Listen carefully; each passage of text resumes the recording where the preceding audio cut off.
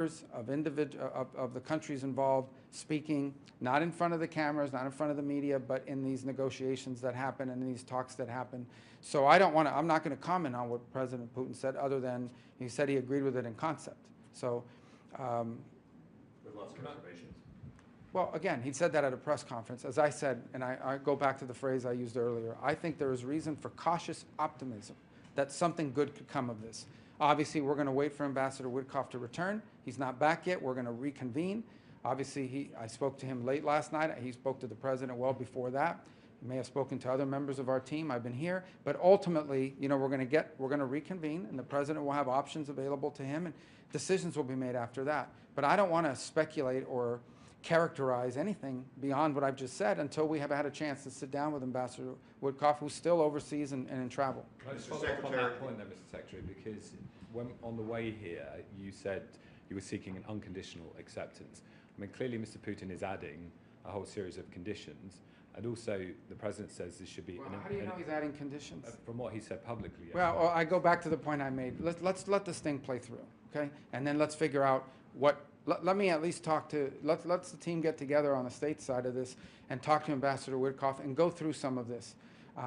Again, we're not going to be involved in this process where I'm being asked to you know, stake a position of U.S. policy on the basis of what someone said at a press conference yesterday. So we're going to work through this thing in a normal, sane fashion. We'll figure out where we are based on what I know at this moment with my conversation with Ambassador Witkoff. He's not here yet. I feel like there's reason for cautious optimism. I think the President shared that today in his Truth Social post. But there's a lot of work. No, I have never told anybody that this is going to be easy, fast, simple, slam dunk. It'll be hard, but it's important work. We are a better place today, I hope, I believe, we have reason to believe, than we were a week ago. But we still have a long ways to go. It could come together pretty quickly if everyone aligns, but I don't know how aligned we are yet. That's what we're about to find out. So cautious optimism is about the best phraseology I could use at this moment. Based on what we know, we're going to keep working on it. Mr. Secretary, the statement that you... I'll get to everybody. But it's just the fundamental element of the President's proposal was it should be an immediate ceasefire. Sure, so and that's the proposal. How long does Putin have? Well, in terms of long for what? How long does, because there are those who say he's playing for time, that this is adding conditions, adding... Well, this war's been going on for 3 years. So I think the question, and with no end in sight at this point, without this intervention by President Trump. So I think the question is, you know, the fundamental question really is not how long. I think the question is, are we actually moving towards a ceasefire, or is this a delay tactic? I'm not going to answer that because I can't characterize that for you right now. I think we'll know sooner rather than later, and a lot of that will be based on the conversation Ambassador Witkoff had yesterday and other factors that are in play. But we're not there yet, but we will get there. We want it to be, the President wanted it to be yesterday and the day before. But we're certainly at least talking about peace for the first time in 3 years. Now we'll have to figure out how close we truly are, and that's going to take some time. And you know, Witkoff's not here yet, so here meaning stateside. Mr. Secretary, the joint statement says that there is a need for robust and credible security arrangements for Ukraine. How would you define that based on your conversations here at the G7? What are robust and credible security arrangements? Well, that's to be determined by the negotiations. Here's what I want to encourage everybody to do. Bifurcate two things, okay? The ceasefire and the conditions for everybody to stop shooting at each other. What will it take to get everybody to stop shooting at each other? And then moving to a negotiating table on settling the war with finality. Two separate processes. Process number one is, what do we need from both sides in order to stop the shooting and the fighting, so that you can get to a negotiating table? That's the second phase. As part of that second phase, there will obviously be, every country in the world has a right to security, has a right to defend itself, has a right to protect its territory. That will have to be part of that conversation. And it will have to be something that involves not simply the views of the United States, but other countries that are involved in that. I've repeated this over and over again. The European Union has imposed significant sanctions on the Russian Federation and on individuals inside of Russia. So they will have to be consulted, and they'll have to be engaged in this process and so forth. So let's not predetermine or start putting everything ahead of itself here. The process of what long-term security means for Ukraine, that will be something that Ukraine will obviously have to agree with, and that will have to be worked through as part of that second phase. But we can't get to the second phase till we get through the first phase. We think it's very difficult to negotiate lasting peace and security in the midst of a all-out war. And so we have to try to lower that so that it makes it possible to move to phase 2 of this. Mr. Secretary, the statement that you issued a little while ago also notes that the G7 discussed ways to impose costs on Russia should that become necessary, to include caps on oil prices, additional support for Ukraine using seized sovereign Russian assets. Was there, but it said it discussed them, you didn't agree on them. Is there any agreement within the G7 on these particular measures, just what they should be in what order and what might trigger them, and why did you discuss them if you're so cautiously optimistic? Well, first of all, they were raised because the Europeans have their own set of sanctions and new ones they would like to impose. And certainly the United States is not a member of the EU. We don't have a vote at the EU. And so whatever they determine and decide to do, we can't control it. They ask us for our input, we'll give it to them, but that's not what's happening right now. So yes, it was discussed. As far as U.S. sanctions are concerned, the President's made clear, the President on 2 occasions in the past week has reminded everybody that the U.S. has these options available to it, but he doesn't want to do that right now because he's in the hopes of attracting people, both sides, to a process where we can negotiate peace. And I'll leave it at that. There really is nothing to add to that at this point. Mr. Secretary, Go ahead. Hold on one second. Yes. Reaffirmed unwavering support for Ukraine's territorial integrity, which has been largely absent in various U.S. statements since January 20th. What led you to subscribe to this time? But that's not a change in public policy. The United States have never said that Russia, I've never heard President Trump say that Russia has a right to take all of Ukraine and do whatever they want there. So that's not inconsistent with that statement. That is separate from the issue we face today. And that is that as it stands today, there is a war going on that has no military solution to it. Neither Russia nor Ukraine can achieve its maximalist military aims. The only way to end this war is through a process of negotiations. Negotiations, be it in business, in commerce, or in geopolitics, involves both sides giving something, both sides making concessions. That's just obvious. I'm not saying, I don't think that should be sort of a news-making statement. That's the reality of any conversations that exist in order to end wars, is that there has to be some level of concessions. What those concessions are remains to be seen. That'll have to be part of the negotiation. But it's not going to be helpful to enter into those negotiations making blanket statements that may give an excuse for one side or the other not to participate in it. So we'll have to get to that stage where these things are discussed, and ultimately both sides, whatever happens, both sides will have to agree to it.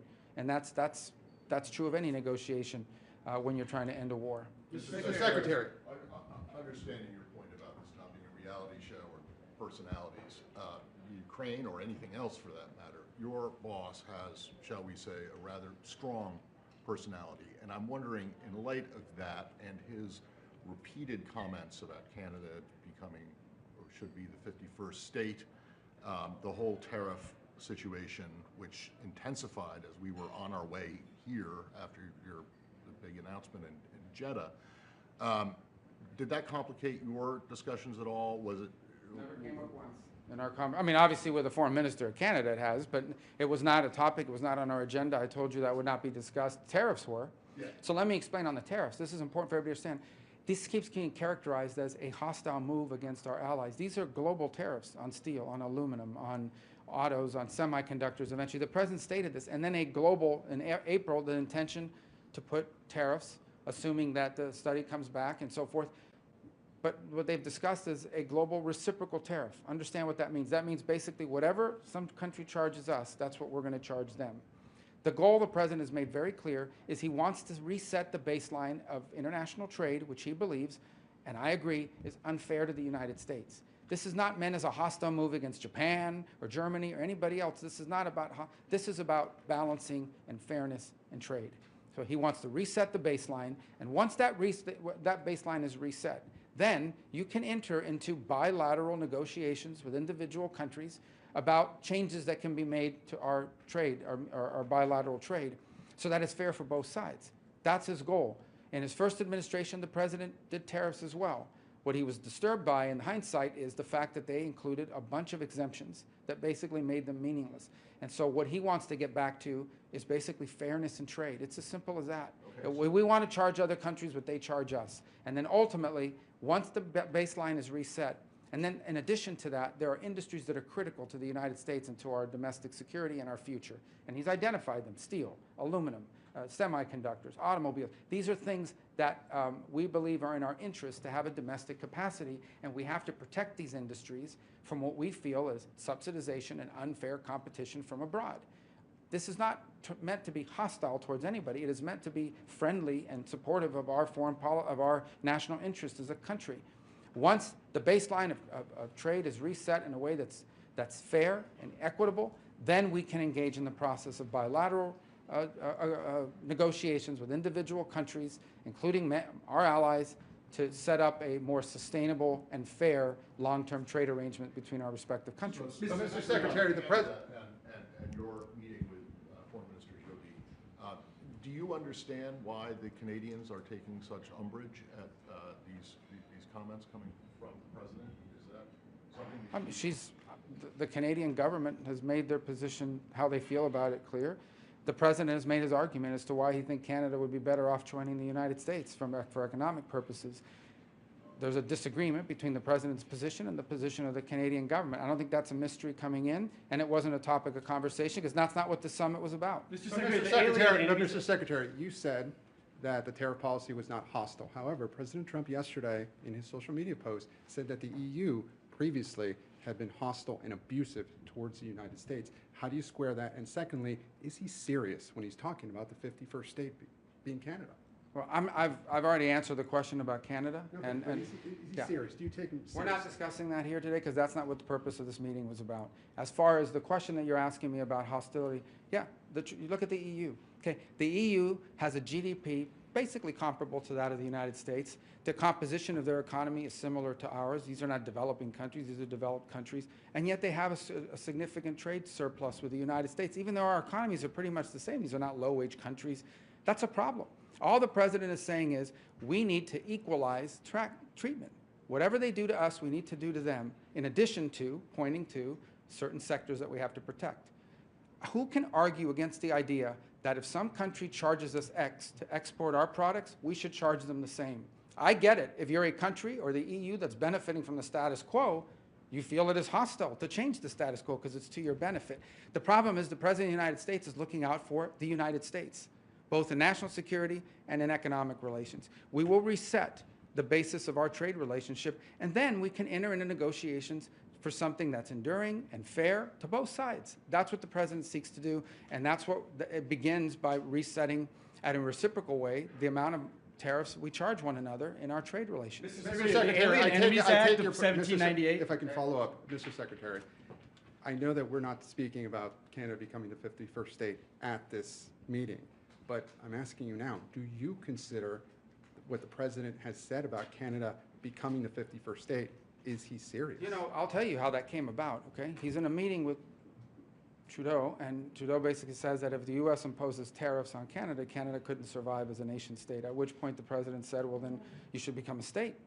And that's where this began. That said, the President has made an argument for why. He says he loves Canada. He says he made an argument for why Canada would be better off joining the United States from an economic perspective and the like. He's made that argument repeatedly, and I think it stands for itself. All right. Is it counterproductive? The Trump administration is expected to invoke the Alien Enemies Act of 1798. I have to dust that off. A lot of people not familiar with it. Can you help us understand how the Trump administration plans to use these powers? Well, those are that's a question for DHS. It's not a question for us. What I can tell you is, from our perspective, unrelated to that, is that we will continue to look for people that we would never have allowed into this country on student visas had we known they were going to do what they've done. But now that they've done it, we're going to get rid of them. And we are continuing to look for that. And so in the days to come, you should expect more visas will be revoked as we identify people that we should never have allowed in because they lied to us. When they said they were coming here to be students, they didn't say they were coming here to occupy university buildings and vandalize them and tear them apart and have campuses hostage. If they had told us that, we would never have given them a student visa. Now that they've done it, we will revoke those visas. And as the days go on, every time we have a chance to revoke them, we will, because it's not in the national interest of the United States for them to be here. Let's wrap up, guys, so we can get on. The G7's joint statement has some very strong language on China. Could you please describe the sentiment of the discussion behind closed door? And also, do you have anything on a potential meeting between President Trump And CCP Secretary General Xi Jinping, will that be in China or in the United States? Thank you. Well, I think the president at some point will meet. They will meet. I don't know when that'll be. I don't believe there are any plans currently for that to happen, but I'm sure it will happen at some point. The president engaged with him in his first term, and I expect he will do so again, and he should.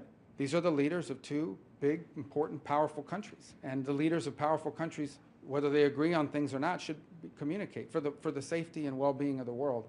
As far as the statement is concerned, I think it reflects a growing acknowledgement that the Chinese Communist Party has pursued both economic and foreign policies that allow them to benefit from all the good things about the global order, but ignore all of its responsibilities in ways that leave us in danger of being, not just us, but the broader world, of being overly dependent on China for critical supply chains, for rare earth minerals, for key technologies.